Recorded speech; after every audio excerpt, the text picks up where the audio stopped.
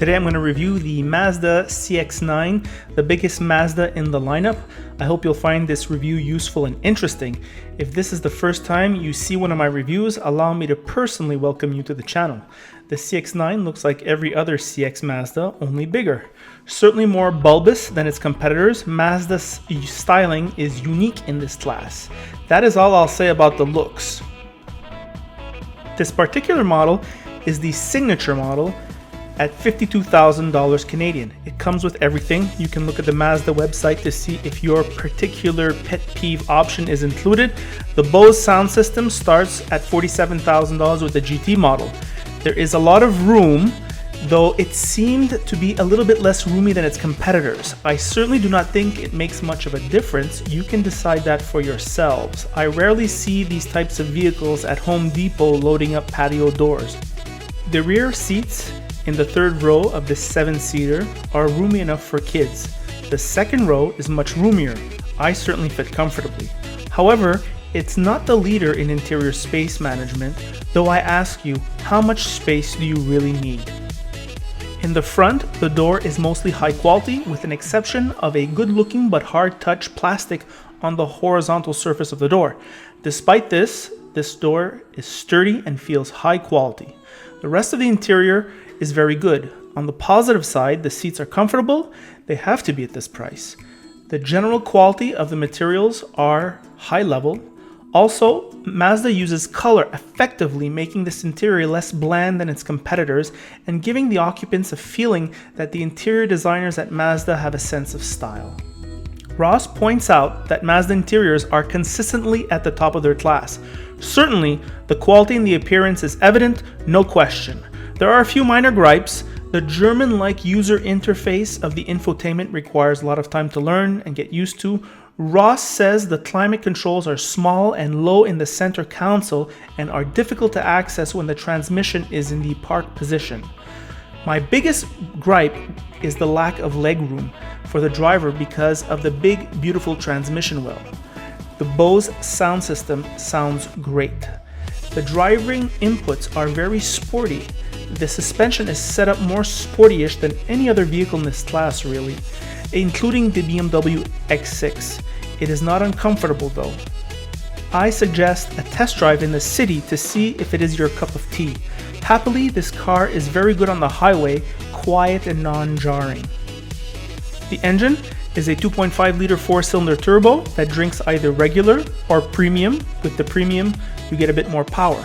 The fuel economy is 11.5 liters in the city and 8.9 on the highway, which is incredible with a vehicle this size. Mazda's obsession with fuel economy with its Sky Active technologies is finally paying off in this model. Passing power is sufficient. The engine's only weak point is that it sounds like an economy car. Here are my thoughts on the road. They are very good. Hello car lovers.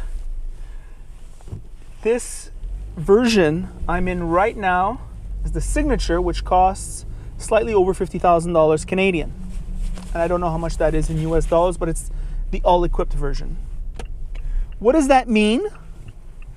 Well, this rather large crossover SUV is, well, it's a blend of sportiness and luxuriousness with little touches of economy. So we'll start with the little touches of economy. What's economy? Hard plastics here. The heated steering wheel only heats this part right here. The size inside is perhaps less impressive than the size outside. This dash layout feels very familiar. It looks Mazda CX 30,000-ish. Apart from that, everything else here is very high-end. They say on the website it comes with Nappa leather. I think Nappa must make like 50 different types of leather, because every time I get into a car that has Nappa leather, it feels either softer or less soft, or it's never the same. This is a very good quality. The touch points, such as the door handles, the shifter, the knobs, the control ventilations, all this is very high-end. Mazda's really getting good at interiors. Ross makes that point over and over again in terms of like the finish. This heads-up display could come off a $100,000 BMW and I would not know the difference. It is that good. I like the colors here. There's tasteful wood here. It's very rare that wood is tastefully done. Often it looks cheap and added on. Here it looks very good, tasteful. Not a lot of room for the legs here. If you're one of those drivers that drives with their legs wide open like me, not a lot of room for that. Surprisingly, not a lot of room. This center console, they overdid it a bit, I think, in terms of just the width, the girth. The engine sounds like a 4-cylinder. However, pulls easily. You feel the 300 pounds of torque. Ross makes the remark that this car, although super gasoline is recommended, it will take a regular with a small horsepower penalty, which is a 10 to 15% gas savings. The Bose sound system plays very well. It does feel sporty-ish. At least of all these types of vehicles that I've ever driven, it's certainly the sportiest feeling in terms of the suspension setup, though not uncomfortable. Not uncomfortable. Quiet on the highway, with comfortable seats like this, makes it easily the highway cruiser. The quality is undeniable. Undeniable, the quality in here. I'm feeling my money inside this interior. Just the dash layout is just so high level. It feels like leather. Like it feels like there's leather on the deck. The Bose sound system, you can see little Bose here on the tweeters, really looks good. This nice high quality material here on the A-pillar. It just feels quality. What could make it better? I think the center dash layout here should be perhaps more high-end.